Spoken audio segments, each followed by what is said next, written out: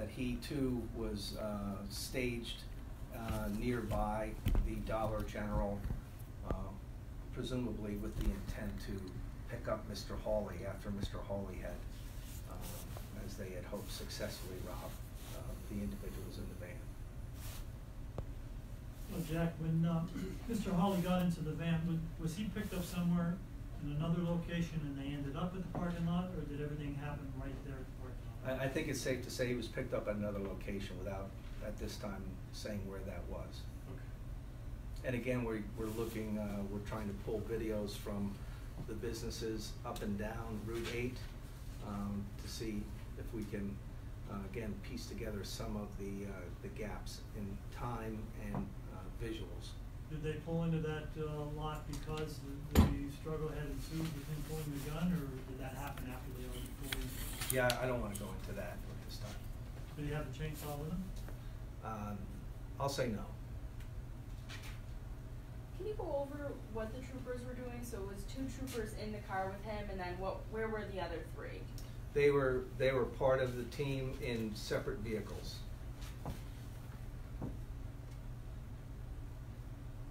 Did the 2 troopers inside the van with Hawley, did they give your investigators any indication that they suspected that he knew they were undercover state police officers? Well, I don't want to go into what those troopers had to say at this time initially, but suffice to say that those troopers were working in an undercover capacity. Mr. Hawley, through I guess pre-encounter work, it was established that they would pick up Mr. Hawley, or at least some individual, and so that's the purpose of Mr. Hawley getting in the van, and they were going to go from there to another location. So everything happened after that. Do you know if he had a history of committing other robberies in the past? I won't comment on that. The 2 troopers in the van with Hawley, how much experience do they have? How many years with the state police, and how long were they members of the vice unit? I don't want to comment on that at this time.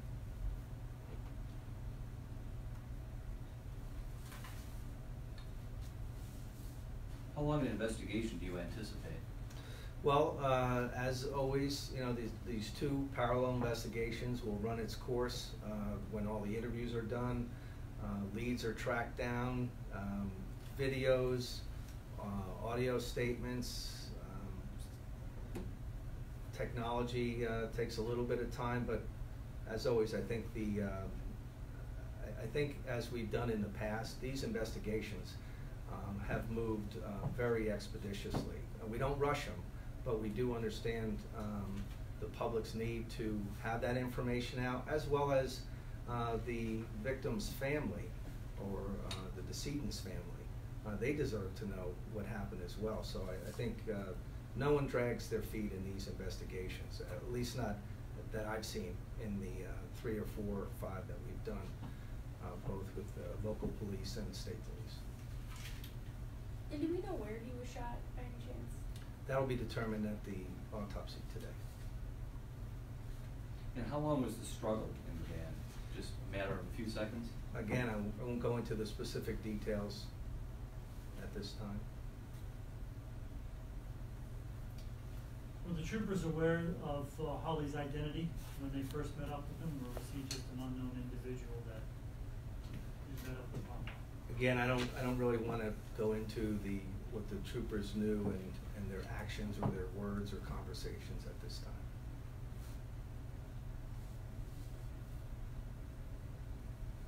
How many shots were fired from how many weapons?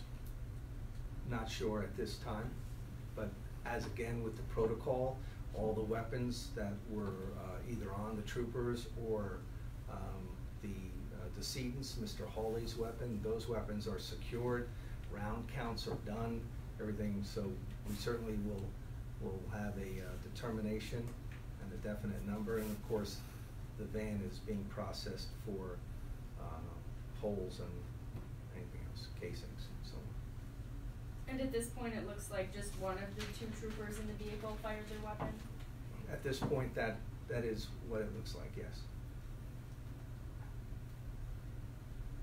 So So the other 3 troopers who were there were in 3 different vehicles? Two. They were 2 different vehicles. But they were not in the Dollar General parking lot at the time. Oh, just nearby. Correct.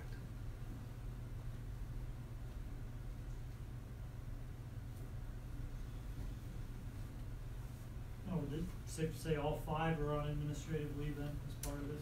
That I think the captain and lieutenant can speak to. Just 2 were Just the 2 that were in the administrative van. at this time.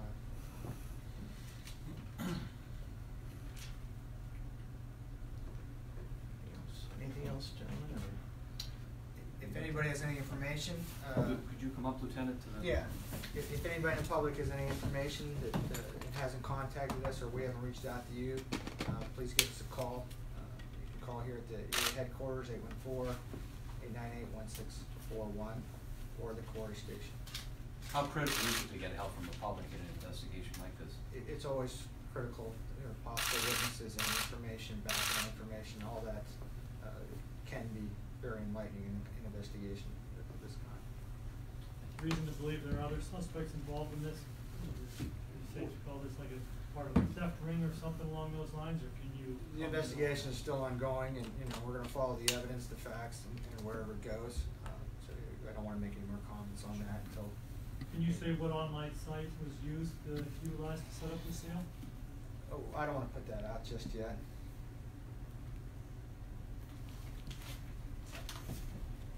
Anything else? I guess just one last question for me. Have you seen a spike in robberies at all with this sort of situation where someone buys something online and meets up with someone in a separate spot to do the transaction? I can't say that's been broken down, but certainly with the technology that's out there and everyone has the ability to sell and buy online, of course, the criminals find their way into that realm as well.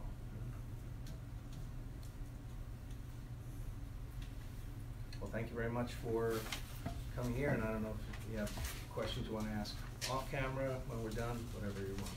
So, thank you.